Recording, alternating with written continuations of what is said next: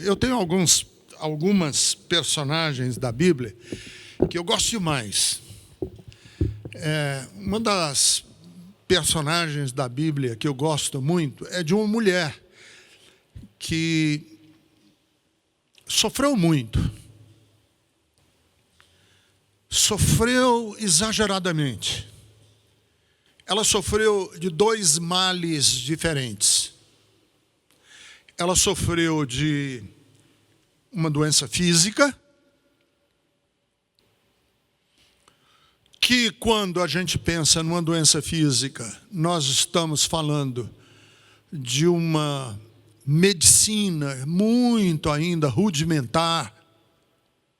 Nós estamos falando de uma época que não havia remédios, que a farmacologia era muito primitiva. Nós estamos falando de uma mulher que sofreu de uma doença debilitante. E debilitante porque por 12 anos ela teve um problema ginecológico. Nós não sabemos exatamente qual era o problema ginecológico dessa mulher. Se ela tinha uma infecção no útero, se era uma infecção mesmo vaginal. Eu sei que ela tinha um corrimento sanguíneo, uma espécie de uma menstruação que não parava e que trazia sofrimento a ela. Óbvio, dores, mal-estar, uma vida sexual impedida.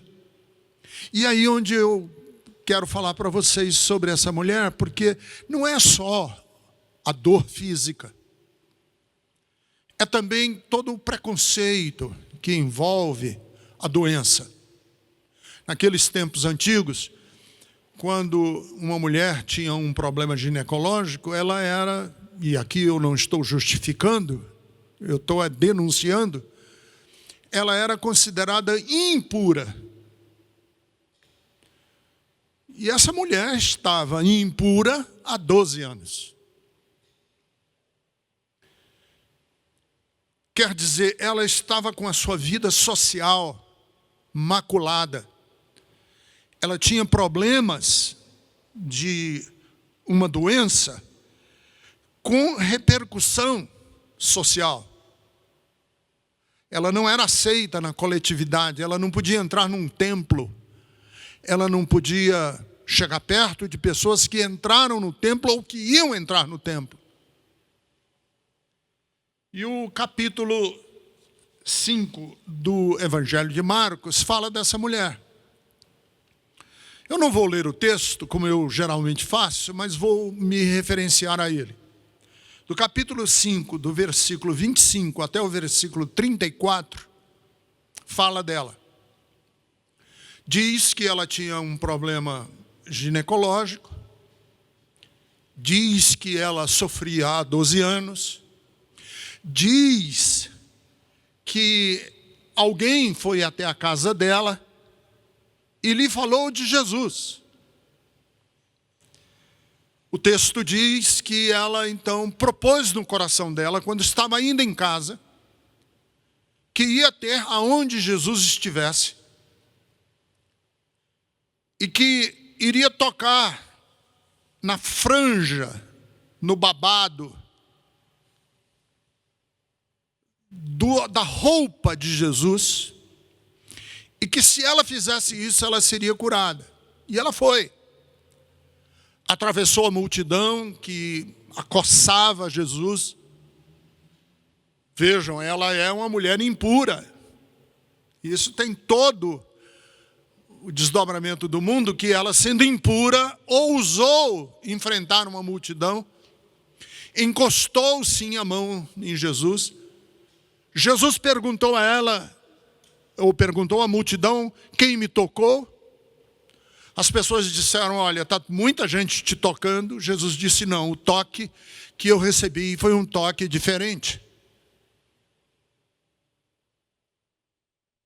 porque de mim saiu virtude.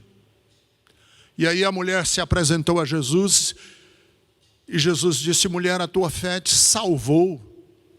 E é interessante que a palavra grega para salvou aqui é a mesma para curou.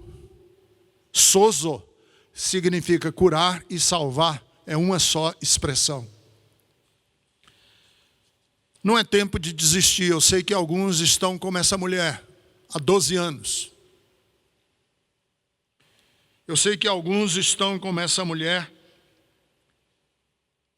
cansados e cansadas de uma doença,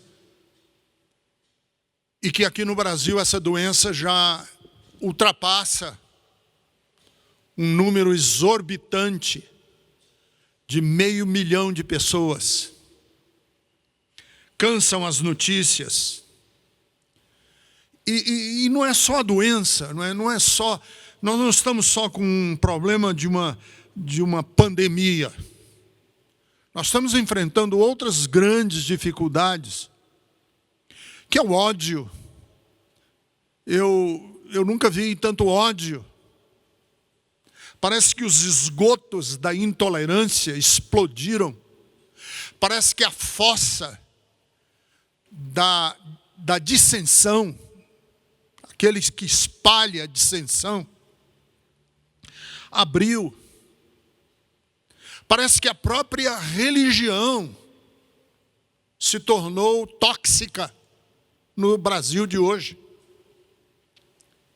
Então está muita gente na mesma situação que essa mulher.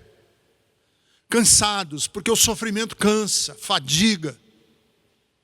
Talvez você já esteja até pensando em desistir, abandonar tudo e todos. Conheço algumas pessoas que estão querendo desistir mesmo de sonhos, de projetos, estão abandonando seus projetos no meio do caminho, desistindo da vida.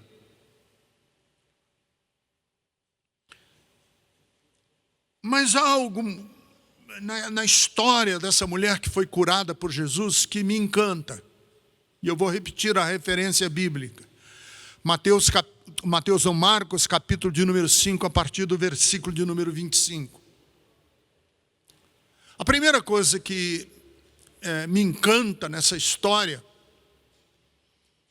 é que o texto sutilmente diz que alguém foi à casa dessa mulher e falou para ela de Jesus. Porque o texto diz assim: ouvindo ela falar de Jesus. Talvez tenha sido numa roda de chá entre amigas. Talvez tenha sido numa visita que uma vizinha lhe fez. Alguém foi na casa dessa mulher e disse para ela: olha, tem uma resposta. Há sim um caminho. Você não precisa se sentir encalacrada, vencida. Existe alguém. E aqui é importante que nesses tempos que nós vivemos de tanta dificuldade, que você se pergunte, e eu tenho que me perguntar, se nós somos agentes de boas novas, se você já foi um alento para quem está para baixo, ou se você é uma pessoa que leva desalento, que empurra para baixo. O texto diz que essa mulher estava em casa, obviamente estava cansada, obviamente estava triste, obviamente estava se sentindo excluída, mas alguém foi até ela e falou de Jesus. E a fala dessa pessoa sobre Jesus para essa mulher trouxe estímulo, levantou o seu ânimo. Não só aqueceu o coração dela, mas deu a ela energia para sair de casa em busca daquele que poderia responder para a sua necessidade, não só física, eu repito, para a sua necessidade de autoestima, de caber, de pertencer, de voltar a viver. Eu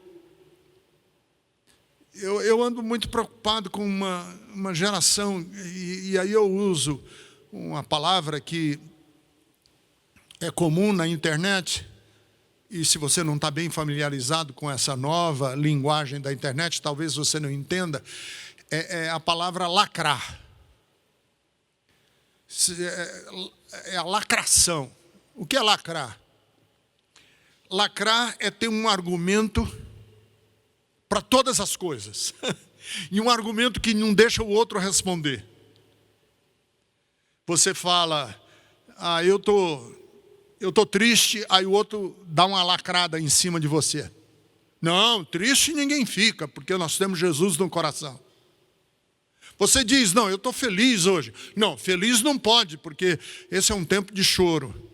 Você diz, não, eu estou com esperança. Aí um diz, não, mas esperança é um otimismo mal dissimulado. Isso é lacração. Tudo que você disser, o outro tem uma resposta, e a outra resposta do outro tem o objetivo não de abrir um diálogo, tem o objetivo de deixar você sem argumento. Interessante que alguém foi na casa dessa mulher não para lacrar. Alguém foi na casa dessa mulher para levantar o seu ânimo e dizer a ela que apesar do prognóstico pior, porque o texto diz que ela vinha gastando tudo o que ela tinha, com os médicos daquela época que eram médicos ainda muito primitivos, como eu já disse, numa medicina muito precária. Ela vinha gastando tudo quanto tinha. E alguém trouxe uma versão de vida para ela, que reverteu essa descida. E eu estou aqui hoje, e a Bethesda está aqui hoje, para dizer para você, que está desestimulado, abatido, sem ânimo, que você não precisa se sentir só, abandonada, e não precisa se sentir que nós vamos tentar lacrar em cima da sua dor e do seu desespero. Outra coisa que me chama muito a atenção foi que essa mulher, quando ouviu falar de Jesus, ela imediatamente pensou assim, se eu for lá e tocar nele, eu serei curada. E aqui tem uma lógica na cabeça dessa mulher que é completamente contrária à lógica religiosa daquela época. Porque a lógica religiosa daquela época é que se ela tocasse, ela contaminava. Mas o que estava com saúde não transmitia saúde para ela. E ela pensou assim, bem, essa é a lógica religiosa, que diz que se eu tocar, eu estando impura, eu contamino. Mas a pessoa que está pura não passa saúde para mim. Era o contrário, você só contaminava, mas você não recebia. Então, se você tocasse num sacerdote, o sacerdote ficava impuro. Mas a virtude do sacerdote não passava para ela. Aí, essa mulher pensou, não, tem alguém que inverte essa lógica. Que se eu tocar nele, eu serei curada. E ele não será afetado, ele não diminuirá em nada dele próprio. Ele não perde nada e eu tenho tudo a ganhar. Porque quando ele dá a virtude, ele não diminui. Quando ele entrega a virtude, ele não fica menor. Quando ele entrega a virtude, ele fica maior. Ele é mais exaltado, ele é mais celebrado. Olha que lindo. Que é o contrário do egocentrismo, é o contrário da avareza. Porque a avareza diz assim, se eu der, eu fico mais pobre. Essa é a lógica. do avaro, do ganancioso. Se eu entregar, eu perco. Não, Jesus entregou saúde para aquela mulher, dele saiu virtude, mas ele não diminuiu em nada, pelo contrário. As multidões ficaram estarrecidas. Que homem é este que cura, que dá saúde aos outros? Eu às vezes penso assim, a gente acredita que a Bíblia ela é negativa, ela parte do negativo. Esse é um senso comum que a gente tem. A Bíblia é assim, algumas pessoas acreditam, né, que a Bíblia é: você não presta,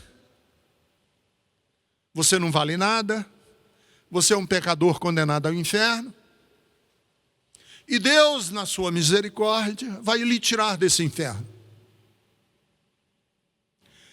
Quer dizer, parte de uma percepção negativa, pessimista do ser humano.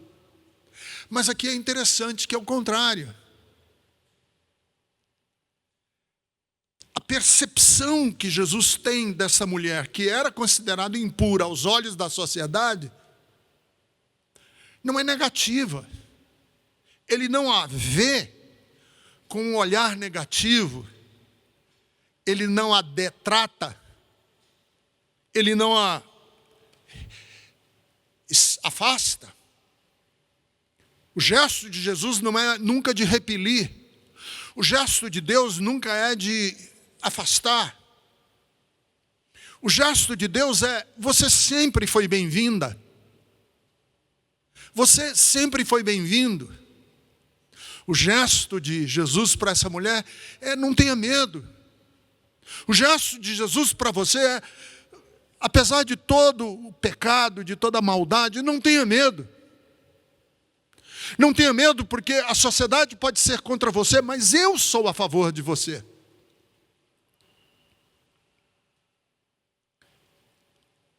A palavra de Deus para todos nós nessa época não tem castigo estocado no céu. Não existem castigos armazenados no céu para serem despejados contra nós. Porque nós somos queridos, amados. E o texto do profeta diz, nas palavras do próprio Deus: eu sei os pensamentos que tenho a respeito de vocês. São pensamentos de paz e não de mal. Se o médico estava cobrando tudo que essa mulher tinha e ela ia de mal a pior, com Jesus, ela pode ter certeza de que o bem está ao alcance da sua mão. E a outra coisa que eu quero também lembrar aqui a vocês é que esta mulher, na verdade, foi uma supersticiosa. Quer dizer, se a gente colocar e atualizar o gesto dessa mulher para os dias atuais, o que ela fez foi uma baita de uma superstição. Ela botou na cabeça dela que se ela tocasse na orla do vestido de Jesus, ela seria curada. Como se a roupa de Jesus tivesse nela mesma algum tipo de poder curador, mágico. Ela saiu de casa com esse negócio na cabeça, foi na direção de Jesus, tocou na orla de Jesus. Jesus parou, disse: alguém me tocou. E aí o pessoal falou: não, Jesus, está uma multidão, estão te espremendo, a gente está se acotovelando aqui. Jesus disse: não, alguém me tocou porque de mim saiu virtude. E o que é interessante é que Jesus honrou até a superstição dessa mulher. Sabe por quê? Porque Deus honra até quando a nossa fé tem elementos supersticiosos, infantis. Deus honra, porque Deus honra não é a doutrina certa, não é a ortodoxia, não é o jeito certo. Deus honra a sinceridade do coração. Eu me lembro de uma ilustração que eu ouvi quando eu ainda era jovem, estava começando o ministério, que diz que uma criança estava ao pé da cama e estava orando, estava de joelhos, e o pai se aproximou da cama e ouviu a criança orando e encostou o ouvido, e ela estava orando e as palavras que saíam da boca da criança eram A, B, C, D, E, F, G, H, I, J. O pai parou, falou: filha, o que você está fazendo? Estou orando. Mas você está falando o alfabeto? A criança disse: pai, é porque hoje eu não sei o que falar. Então eu estou falando o alfabeto e estou pedindo a Jesus para arrumar lá no céu as palavras que eu gostaria de dizer. E você sabe que esse tipo de oração Deus honra. Deus honra porque é de um coração singelo, simples. Eu às vezes tenho 1000 restrições a jeitos que pessoas fazem para se achegarem a Deus, e eu digo: não, isso é uma superstição, isso é um primitivismo, isso é uma bobagem infantil. Mas Deus não vê assim, porque Deus vê a sinceridade do coração. E Jesus disse para essa mulher: olha, não fui eu na sua direção, foi você que veio na minha direção, portanto a tua fé te salvou. Foi a tua fé, foi a sinceridade com que você veio, foi a pureza com que você se aproximou de mim. Não vamos complicar o acesso a Deus através de meticulosos exercícios e de disciplinas religiosas. Não vamos complicar.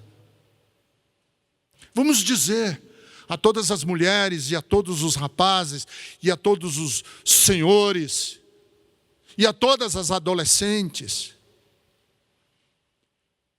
que um coração contrito e quebrantado é a chave, é o caminho que Deus procura em nós, para que Ele possa responder a cada um de nós: a tua fé te salvou. E eu termino dizendo assim: quando Jesus diz a essa mulher: mulher, a tua fé te curou, ou a tua fé te salvou, porque é a mesma palavra, curar e salvar aqui no original, é a palavra sozo em grego. Tanto curar como salvar, porque o que aconteceu com essa mulher foram duas coisas numa só. Ela foi curada de um mal físico, mas ela foi devolvida à vida. Jesus a entregou de volta ao convívio social com uma dignidade. Porque naquela época, os casamentos eram arranjados. Naquela época, as mulheres eram, na verdade, um patrimônio dos pais. Naquela época, as mulheres que não casassem virgem eram consideradas o resto do resto. Naquela época, as mulheres que não procriavam não tinham valor nenhum. As mulheres, naquela época, que eram doentes, como essa mulher, era o resto, era o sobejo da existência humana. E aí Jesus devolve ela para a vida. E eu creio que nesse tempo que nós vivemos, vamos deixar a cura com a vacina. Vamos deixar a prevenção com os infectologistas que nos recomendam as medidas protocolares para a gente preservar a nossa saúde. Vamos deixar com eles. Vacina, os protocolos de segurança, lavar as mãos, usar álcool gel, fica com eles. E eu, como pregador do Evangelho, quero dizer às pessoas que é nossa parte agora, com o Evangelho, com a mensagem de Jesus, devolver homens e mulheres para uma existência de cabeça erguida, digna. Não deixe que doença, não deixe que malversação de verbas federais, estaduais ou municipais, não permita que corrupção, não permita que fake news, não permita que nada abata e roube o seu coração. Porque o que Jesus quer dizer a todos os homens e todas as mulheres no Brasil de hoje é: vamos voltar. Não é hora de desistir. Volte para a vida. Porque o Senhor te curou, o Senhor te salvou, e te salvou de uma existência de segunda categoria. O Senhor te salvou, porque não permitiu que você continuasse por mais 12 anos, debaixo de uma sentença tão cruel, como a sentença que você, mulher, estava submetida, só porque estava doente. Vamos levantar a nossa cabeça, vamos enfrentar os dias maus, vamos cingir o nosso corpo com verdade, com justiça, vamos cobrir a nossa cabeça com o capacete da salvação, vamos cobrir os nossos pés com o Evangelho da paz, vamos tomar o escudo e a espada do Espírito e vamos para a vida, porque os dias são maus. Mas o Senhor quer dizer a cada um de nós que Ele é por nós e que há sim esperança. E que nós podemos olhar para a vida com outro olhar. Que Deus abençoe você. Não se abata, faça como essa mulher. Eu vou em busca. Eu quero. E eu quero daquele que, se eu bater na porta dele, não vai me empurrar para fora, mas vai me acolher com todo carinho, porque Ele é o amante, o amigo, o pastor. Ele é a porta, Ele é o alfa, Ele é o ômega, Ele é o Cordeiro de Deus que tira o pecado do mundo. Ore comigo. Querido Deus, eu te peço em nome de Jesus, por todas as pessoas que estão tristes, abatidas, desanimadas, sem forças para o próximo passo.